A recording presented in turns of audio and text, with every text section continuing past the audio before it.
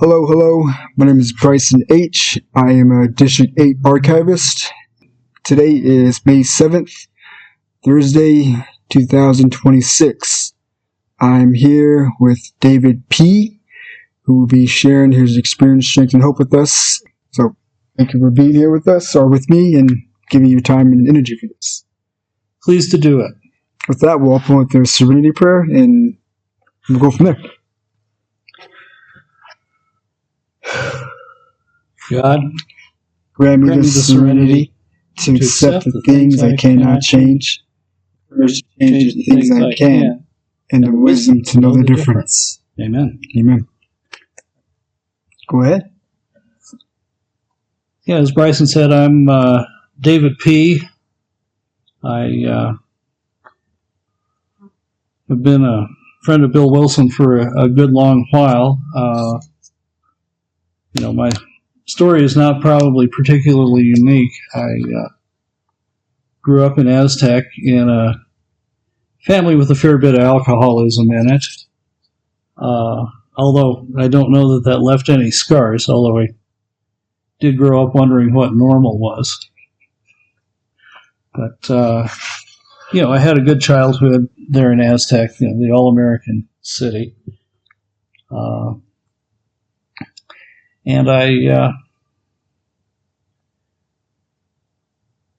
discovered alcohol, not at a real early age as these things go. But growing up, I always had a feeling that I was missing a page out of the instruction manual somehow. I was a bit awkward. Not good at sports and, that sort of thing. But, made my way. I was a reasonable student. I was accused of not working up to my potential. And there's no heavier burden than a great potential, I suppose. Anyway, I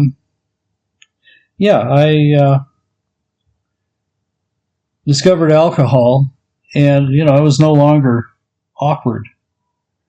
I fit right in. I was witty and interesting. I could dance better. And so that was, it was a wonderful thing, certainly at first. But things have a tendency to run away with me, and alcohol surely did that. Still, things were going really well. I had a career underway. I married a wonderful woman. But as happens with these things, I was on a downhill slope, and I got in a little bit of trouble, and then I got in some more trouble. I had the good sense to get my DWIs back when it was considered more of a peccadillo than, this is before the mothers got mad. But obviously something was wrong, and it was kind of funny. I think I had it kind of backwards. I did not really see alcohol as the problem. I figured a guy that had the troubles I had and was living in a hostile and bizarre world needed a little something to take the edge off, kind of up to 6 nights a week. So, it got worse and worse. And I had my second DWI. My wife gave up on me. She said, I didn't cause this, I can't fix it. No more. But about that time, a family member kind of recognized what was going on with me. And you have to understand, this was a while back before alcoholism was really understood in the media like it is now. And so kindly old gray-haired gentleman, Jim O'Neill, came to see me. And, this was it was a fresh experience because everybody had something to say about my drinking, but he told me about his drinking. And for the first time, I kind of thought somebody understood, I could relate to him. Kind of going like, well, yeah, I drink like that. And I said, well, what did you do about it? And he says, well, I go to Alcoholics Anonymous. And again, I knew nothing about the program, but I was out of ideas, which I think is pretty common when we come to the program, no matter what our background is. So he took me to my first meeting at the Farmington group. I had my last drink on June 30th of 1978. I went to my first meeting on July 3rd of 1978, and I count that as my sobriety date because I got drunk all the time, but that was the first time I did something about it. And so that is when things changed for me. And I was pretty fried when I got there, and it was a bunch of older men. I was 27. The younger ones were kind of in their 50s and on up. And they were talking in kind of a code, the way it seems when we first get to that first meeting. And like I said, they're kind of a bunch of old goofs, and I couldn't see what I really had in common with them. But I was again out of ideas, so I kept going to meetings, and it drove me a little crazy. They were laughing all the time. I'd figured out that I wasn't going to be able to drink again, probably, and I couldn't imagine life being any fun without that. I kind of looked at life as a long gray tunnel, and but I was almost ready for that. My life had gotten altogether too exciting. So, like I said, I didn't know if it would work, but I kept going to meetings. I hung around. I listened. And, because people seemed happy that I was going to meetings, and I wasn't drinking. And, that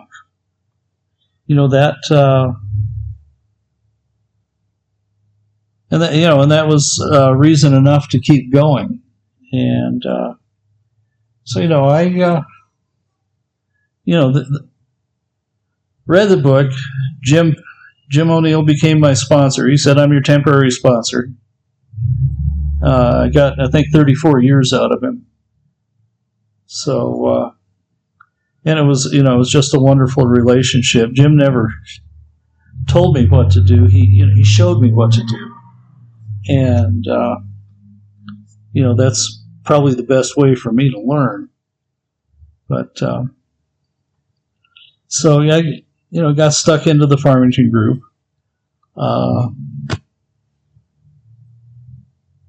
And, made friends with those old guys.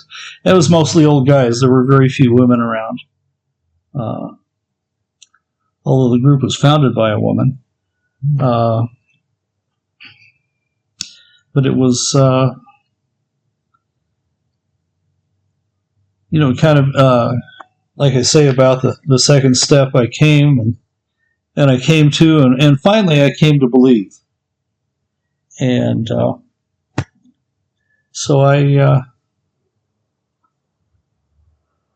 worked the steps,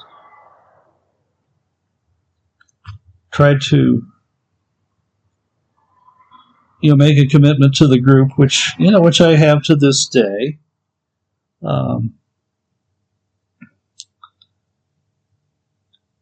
Saw a lot of those old guys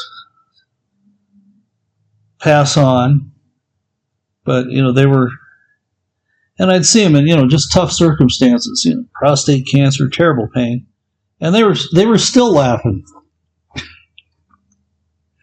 because they had this wonderful program, and they could, they had faith, which is, not the easiest thing to come by. But, they, like I said, they showed me a lot.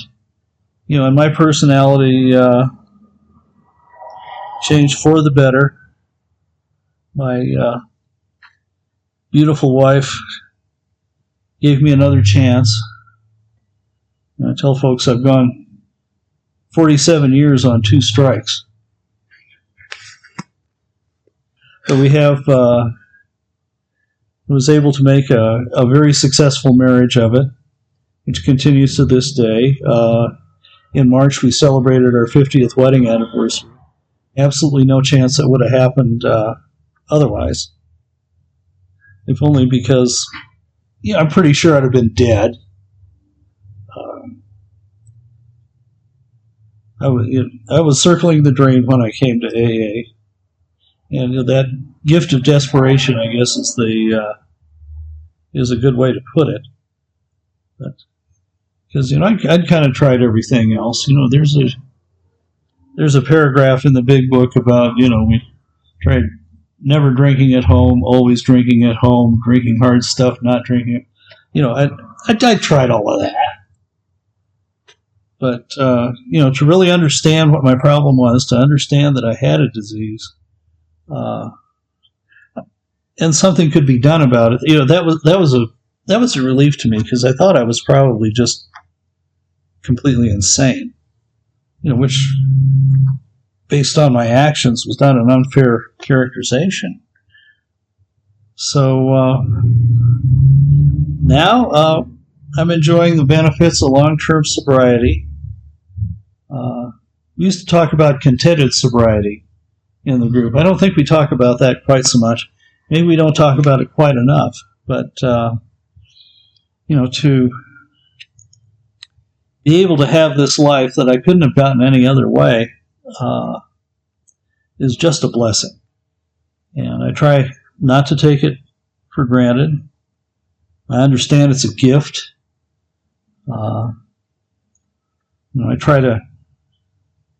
try to keep doing the things that have gotten me here, and that's kind of that's an unfortunate thing. You'll see guys and gals come in, and they get off probation, they get back in the big bed, and you don't see them for a while. Or when you do, they come in and say, "Oh dear, I have messed up." Maybe not quite in those words. But, by continuing to do the things that gave me this gift in the first place, I have a very good life now. My life was kind of run by fear when I got to the program. Now I have almost no fear in my life. I'm still afraid of heights and snakes. But, all that nameless dread that I had is gone. And, with the help of the people in the program and my higher power, I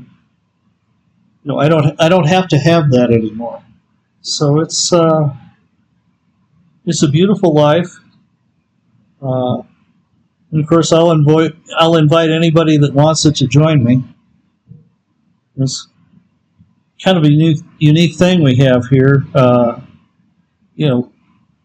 I want the folks that come in to have what I have. I want to give it away.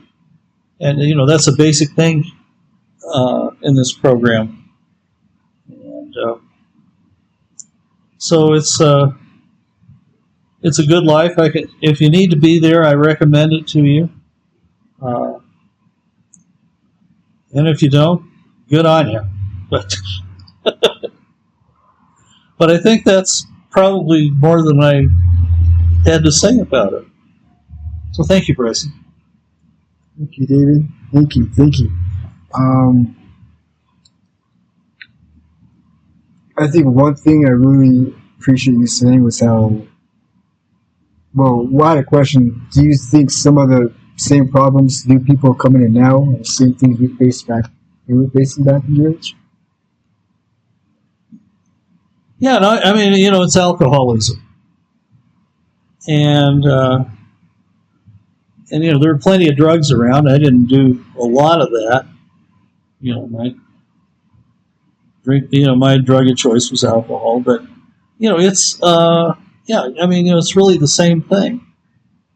You come in and it takes a lot of courage to get to your first meeting and to walk through that door. And that's why I try to be sure that when I see somebody new, I go over and I speak to them and tell them they're welcome here, they're safe here, and just try to encourage them to stay with it, even though we don't make a lot of sense at first. But I try to ease that for them, and you also tell them it's something I guess I knew at the time, but I've seen it over the years. The stuff that's suggested we do in this program will work if you just do it, even if you don't believe it'll work. If you'll work the steps with a sponsor, again, if you just if you just take the actions, then you can recover. And how it works, it says rarely have we seen a person fail. And so it's, and the thing is, as you get stuck into it, you do learn. You do come to believe that it'll work. I see that. I see people come in and really get a hold of it, and their lives are just transformed, and that's a beautiful thing. You also mentioned the fear part. I can't wait to get to that stage where I'm almost, just fearless. I'm not fearless, but unnecessary fear, unhealthy fears. Yeah. Well, I mean that doesn't go away instantly. Yeah. And again, I coming from where I was and acting the way I was, people would get mad at me, and I didn't really know why. There'd be stuff happen to me, and I didn't really know why. But what I found is, as I had that clarity, as I had that recovery, and I was able to build that faith, anything that wants a piece of me has to come through my higher power. And that'll make you kind of brave. So it does. All right, sir. I really appreciate you taking time out for this. And anytime. Thank you. You're welcome. Did you want to close with the Lord's Prayer? Sure. All right. Who loves us? Our Father, Lord in heaven, hallowed be thy name. Thy kingdom come, thy will be done, on earth as it is in heaven. Give us this day our daily bread, and forgive us our trespasses, as we forgive those who trespass against us. And lead us not into temptation, but deliver us from evil. For thine is the kingdom, and the power, and the glory forever.